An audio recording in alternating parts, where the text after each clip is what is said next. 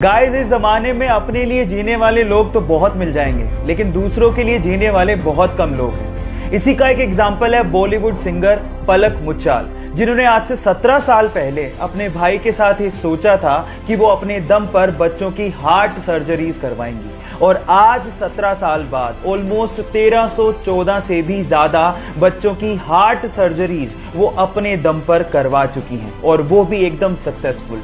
और उनके इस सोशल कंट्रीब्यूशन के लिए उनका नाम Limca book of world records और Guinness book of world records में भी शामिल किया गया है। तो उनके इस ह्यूमैनिटी कंट्रीब्यूशन के लिए मैं उन्हें दिल से सलाम करता हूं। ये कहानी है रूकी नाम के एक छोटे से कुत्ते की, जिसने पैदा होते अपनी मां को खो दिया। अब उसे अपनी मां के बिना ही जीना था, लेकिन सौभाग्य से उसके मालिक की गाय से उसे मां का प्यार मिलने लगा। अब उस गाय को अपनी मां समझने लगा। वो पूरे दिन उसी के साथ खेलता, उसी के साथ खाता, और वो उसकी लाइफ का हिस्सा बन चुकी थी। लेकिन एक दिन मालिक को पैसों की तंगी के चलते उस गाय को बेचना पड़ा। उसके बाद वो कुत्ता बहुत ज्यादा रोने लगा और उसने खाना भी छोड़ दिया।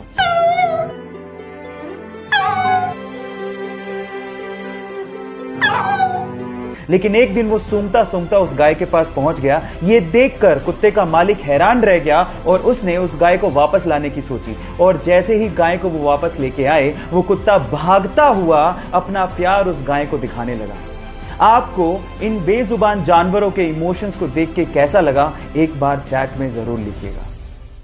आईपीएस के फाइनल इंटरव्यू में पहुंचे एक बंदे को अंग्रेजी भाषा में थोड़ी प्रॉब्लम थी, तो इंटरव्यूअर ने उन्हें कहा कि तुम्हें अंग्रेजी नहीं आती, तुम प्रशासन कैसे चलाओगे। तो बंदा सोच में पड़ गया।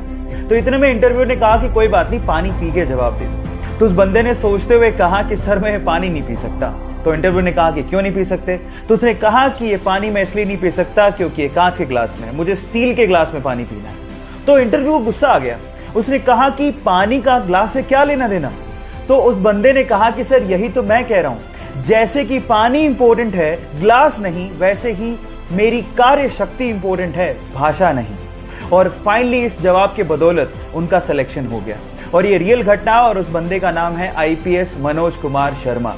गाइज, आप लोगों का इसके बारे में क्या सोचना है, चैट सेक्शन में लिखना मत भूलिएगा। क्या आप लोग बाइक्स के शौकीन हैं? अगर हैं तो आज मैं आप लोगों को दुनिया का सबसे बेहतरीन हेलमेट दिखाने जा रहा हूं, जिसे देखने के बाद आप लोगों को आयरन मैन के हेलमेट की याद आ जाएगी।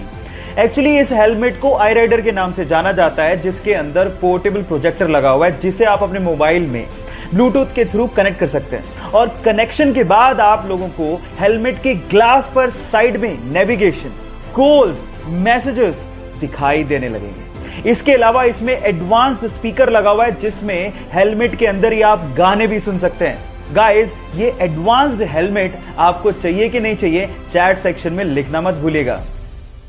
गाइस, आप लोगों ने सड़क पर चलने वाला स्कूटर तो देखा होगा, लेकिन क्या आप लोगों ने हवा में उड़ने वाला स्कूटर देखा है? देखना तो छोड़ो, शायद आप लोगों ने सुना भी नहीं होगा, बट ये बात सच होने जा रही है। चाइना के जुहाओ डेली ने लगभग $3 मिलियन खर्च करने के बाद और लगभग 1000 टेस्ट ड्राइविंग के बाद फाइनली एक फ्लाइंग स्कूटर बना लिया है, जिसे इन फ्यूचर हम लोग इंसानी ड्रोन के नाम से भी जानेंगे।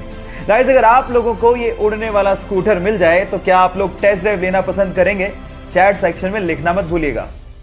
गाइस, आप लोगों ने साईफाई मूवीज में देखा होगा कि एक हीरो टाइम को फ्रीज करता है और उसके बाद सब कुछ ठीक ठाक करते हुए अपना काम करके निकल जाता है।